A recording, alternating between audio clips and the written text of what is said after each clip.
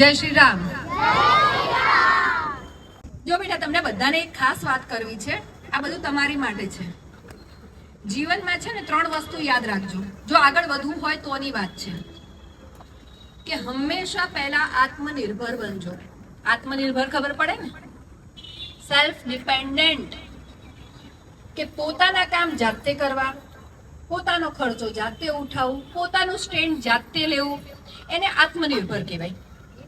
જીવનમાં કંઈ કરો કે ના કરો, પણ લગ્ન કરતા પહેલા પોતાનું મકાન જરૂર બનાવજો, પોતાની ગાડી જરૂર લેજો।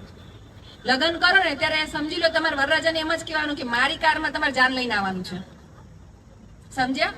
કહેવાનો મતલબ એવા સક્ષમ બનજો કે કાલ ઉઠી ના કરે નારાયણ ને કોઈ જેવો તેવો મુહૂર્ત્યો તમને મળ્યો હોય ને તો કમસે કમ તમે સક્ષમ હશો, કેપેબલ હશો ને તો તમારે માતા પિતાને એટલી ઓછી તકલીફ, એટલી ઓછી ચિંતા, અને તમે પોતે જાતે તમારું કરી શકશો। તમારું તો કરી શકશો, સાથે સાથે તમારા બાળકનું બી તમે જાતે ખર્ચો ઉપાડી શકશો, અથવા તો એને સારું શિક્ષણ આપી શકશો, સારું જીવન જીવડાવી શકશો। આ બહુ અત્યારે જીવનની ખાસ જરૂરિયાત છે। આ બધું અમે સેલ્ફ ડિફેન્સના કેમ્પ કરીએ છીએ ને એનું કારણ માત્ર એટલું નહીં કે તમે જ્યાં ત્યાં તમને નરાધમી મળે એટલે લડવાનું, એ તો છે જ, એ તો મેઇન આપણું ફોકસ છે જ, પણ સાથે સાથે તમને આત્મનિર્ભર બનાવવાનું બી અમારું મેઇન ફોકસ છે કે જો તમે આત્મનિર્ભર હશો ને તો કોઈ દુનિયાની તાકાત તમને અબલા નહીં બનાવી શકે। અબલામાંથી સબળા બનો એનો જ અમારો એક પ્રયાસ છે। બીજી વસ્તુ સેલ્ફ ડિફેન્સ, પોતાનું રક્ષણ જાતે કરતા શીખજો। દરેક જગ્યાએ તમારા મમ્મી પપ્પા નહીં આવે, એટલું યાદ રાખજો, દરેક જગ્યાએ નહીં આવે। એક પેલું દંગલ મૂવીનું ડાયલોગ છે, ખબર છે? એનો બાપ એને ટ્રેનિંગ આપે છે, હિરોઈન ખબર છે ને, એમાં 2 બહેનો હોય છે। શું કહે છે કે બેટા હર જગ્યાએ તમારા બાપ નહીં આएगा, तुम्हारे पिता नहीं आएंगे। દરેક જગ્યાએ આપણા પિતા નથી પહોંચી શકતા, આપણા મમ્મી પપ્પા નહીં, કારણ કે પહોંચે ખરા પણ 24 કલાક કે સીસીટીવી કેમેરાની જેમ તમારી જોડે થોડી ફરતા રહેશે। જ્યાં જશો ત્યાં એકલા હશો, માની લો ફ્રેન્ડ સર્કલ સાથે, તો ફ્રેન્ડ બી તમારી ઉંમરની જ હશે, ફ્રેન્ડ બી તમારું ડિફેન્સ નહીં કરીને। અત્યારે તો સમય એવો છે કે કોઈ કોઈનું નથી, જો આવી પરિસ્થિતિ આવે તો ફ્રેન્ડ આપણી કરતા પહેલા દોડે પોતાનો બચાવ કરવા, એવું જ થાય છે ને। પણ તમે તમારી જાતે રક્ષા કરતા હશો ને તો કાલ ઉઠીને કોઈની નજર એવી બગડશે બી ને તો તમારી ધાડ એવી હોવી જોઈએ કે એ સામેવાળો 100 વખત વિચાર કરે તમારી છેડતી કરતા પહેલા અને તમારી સામે પડતા પહેલા। તો એક આપણી ધાક એવી હોવી જોઈએ, પર્સનાલિટી એવી હોવી જોઈએ, આપણું ડ્રેસઅપ એવું હોવું જોઈએ કે કાલ ઉઠીને કોઈ પણ નરાધમી કે દુષ્કર્મી આપણી સામે જોતા પહેલા 100 વખત વિચાર કરે, બરાબર? ત્રીજી વસ્તુ, તમને સાધન આવડવું જોઈએ, દરેક વાહન આવડવું જોઈએ। પછી સ્કૂટર હોય, બાઇક હોય, બુલેટ હોય, એક્ટિવા હોય, સની હોય, સાયકલ હોય, કાર હોય કે બસ હોય કે ટ્રેક્ટર હોય, બધું જ તમને આવડવું જોઈએ। અને આ બધા કદાચ કંઈક કારણથી ના શીખી શકો ને તો કમસે કમ તમને એક્ટિવા કે 2 વ્હીલર કે કાર તો આવડવી જ જોઈએ। અને આ મમ્મીઓને બી લાગુ પડે છે। મમ્મીઓને મેં ગયા સેશનમાં બી કીધું હતું કે તમારે કંઈક તો ડ્રાઇવિંગ શીખવું જ પડે, તમે ડ્રાઇવિંગમાં આવવા જવા માટે બી આત્મનિર્ભર બનો। જે દિવસે તમે આ 3 વસ્તુ કરી લીધી ને એમ સમજી લો કે જીવનની જંગ જીતી જશો। તમારે કોઈની જરૂર નહીં પડે, તમારે કોઈ પૂનમ પાચાણીની જરૂર નહીં પડે, મારે કોઈ આવા ક્લાસ નહીં કરવા પડે, તમારી મમ્મીઓની ચિંતા નહીં રહે, કોઈ દીકરીને આપઘાત નહીં કરવો પડે, કોઈની દીકરી મળશે નહીં, પીખાશે નહીં। એટલે આ વાત મારી યાદ રાખજો।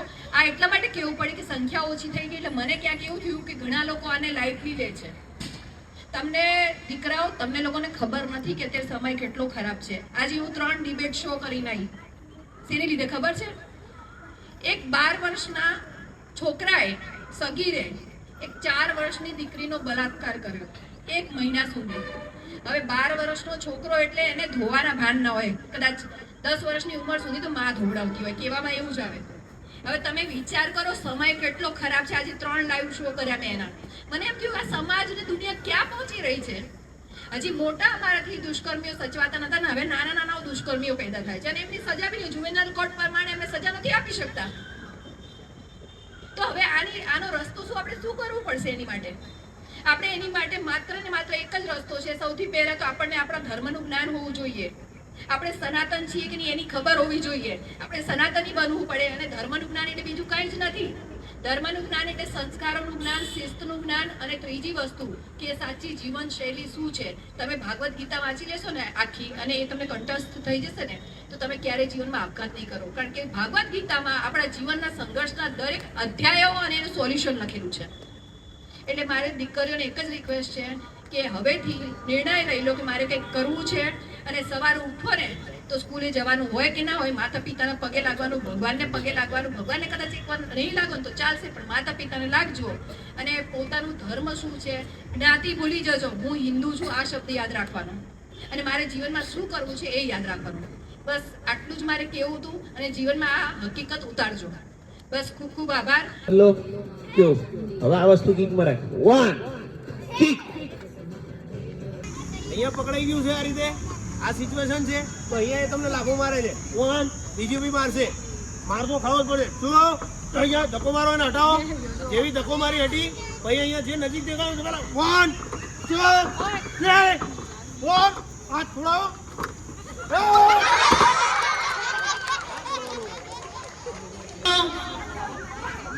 3 કિક મારો પહેલા સામે સાઈડ માંથી છોડાવો. કિક બી મારી શકો આખી